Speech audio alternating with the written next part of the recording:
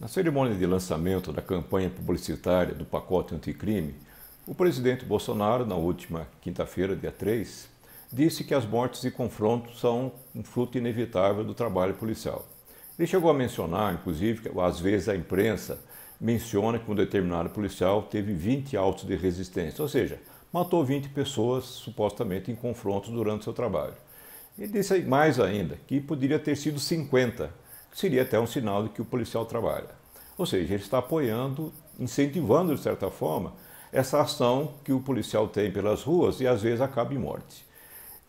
É correto se imaginar dessa forma, pensar dessa maneira que uma polícia ativa, eficiente, mata mais?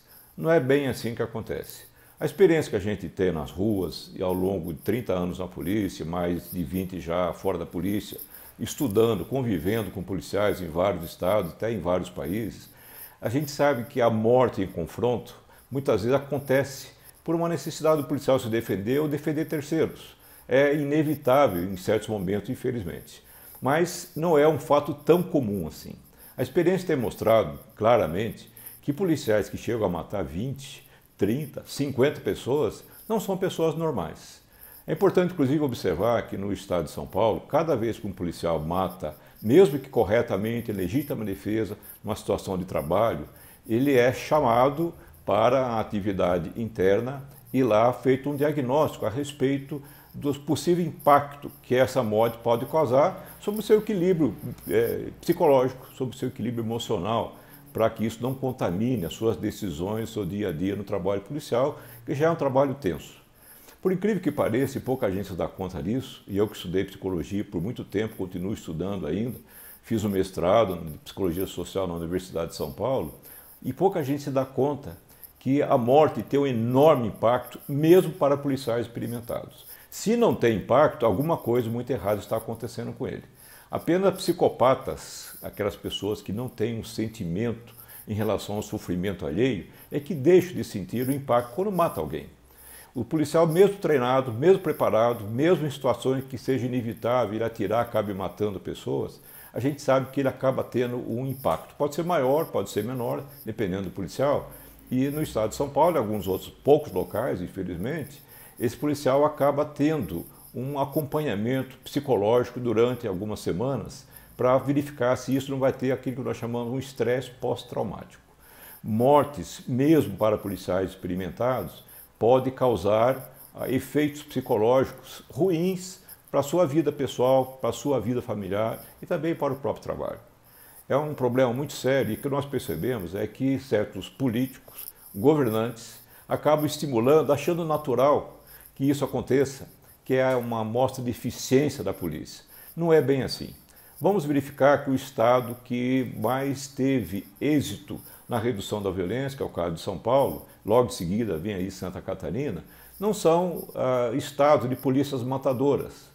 Nós observamos no estado de São Paulo, por exemplo, que ocorre uma morte a cada 282 prisões feitas. Quer dizer, uma em 282 porque bandidos não querem ser presos, estão armados muitas vezes, são inconsequentes, acabam atirando sobre os policiais ou ameaçando, apontando uma arma para o policial, daí ele toma tiro.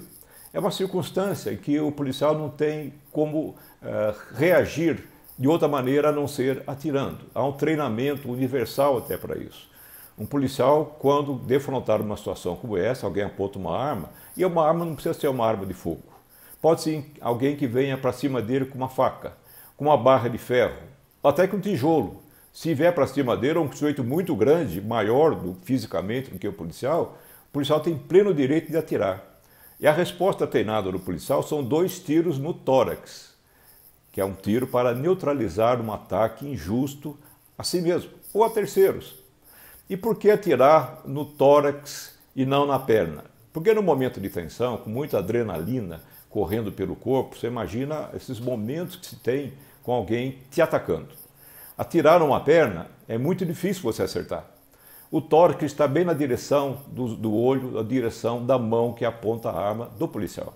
Então é mais fácil. E por que 2 tiros? Porque ele pode errar um nesse momento de tensão, de pressa, de correria para essa ação. Então faz 2 tiros para segurar mais qualidade de acerto, para neutralizar. Neutralizar significa parar o ataque, não é necessariamente matar. Então, essa é uma história interessante contar para todos, que são nessas circunstâncias que ocorrem os confrontos. Muitas vezes há um confronto à distância, como a gente percebe, uma troca de tiro com fuzis, mas isso a gente pode comentar depois quando é que se atira, quando é que não se atira. O fato é que há momentos em que policiais acabam matando, e isso tem no Rio de Janeiro, principalmente, uma terminologia de autos de resistência. Em São Paulo usa-se a informação, a classificação de mortes em confronto. É importante observar, inclusive, que as mortes em confronto raramente acontecem num contexto de homicídio. Essas mortes costumam acontecer justamente quando há locais de um número muito intenso de roubos. Nós observamos aqui na cidade de São Paulo que há locais que têm uma alta incidência de roubos e 79% dos confrontos, com morte ou sem morte, a morte acontece 36% desses confrontos armados, esses confrontos acontecem no máximo a 100 metros, 79%, no máximo a 100 metros desses pontos de alta incidência de roubos que são mapeados no sistema de mapeamento eletrônico que a Polícia Militar tem a partir dos registros feitos com as queixas, os boletins de ocorrência que as pessoas registram nas delegacias. Aliás, fica um recado importante que as pessoas precisam registrar um boletim de ocorrência de um roubo que sofreu, de um furto que sofreu. Porque os roubos que não são registrados, para a polícia não ocorreram, não existiram. Deixe-se de conhecer, portanto, locais onde certos criminosos estão atuando. Às vezes, dando a característica de um assaltante, por exemplo, pode ser suficiente para a polícia ir às ruas e buscar esse indivíduo, prender, chamar as pessoas que foram vítimas, se elas registraram o boletim de ocorrência, obviamente, para fazer o reconhecimento e tirar esse indivíduo das ruas. Esse é um ponto importante no trabalho que a polícia faz no seu dia a dia. O policiamento ele é feito dessa forma presente nos locais de maior incidência. Não é um bang-bang que o presidente Bolsonaro, a gente sabe que ele está bem intencionado, que ele quer proteger os policiais, nossos policiais não têm um ambiente de trabalho adequado, os salários são ruins, as condições de trabalho demais, frequentemente ele vai terminar seu turno, aparece um crime, tem que levar para a delegacia, ficar mais 2, 3, 4 horas, esticando um horário que depois não é compensado, ele não ganha hora extra. E é importante saber que essas condições são a preocupação do presidente Bolsonaro. Ele já disse isso durante a campanha e tem dito isso frequentemente. Como nenhum governante disse, é importante se frisar.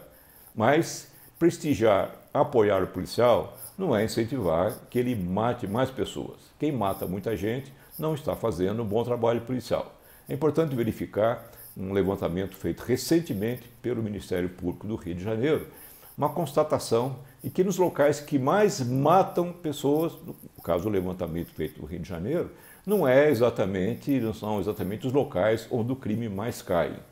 É interessante observar que existem muitas áreas mapeadas das delegacias legais do Rio de Janeiro, as áreas integradas de segurança pública, em que existe uma queda maior de crimes, uma queda maior de violência, e nem por isso são os locais onde a polícia tem feito uma ação repressiva mais intensa, produzindo mais mortes. Uma polícia muito profissional, ela prende mais, ela mata menos. Em São Paulo, de janeiro a agosto, matou uma pessoa em cada 282 presas. No Rio de Janeiro, as mortes ocorreram, cada morte, para cada 33 pessoas presas.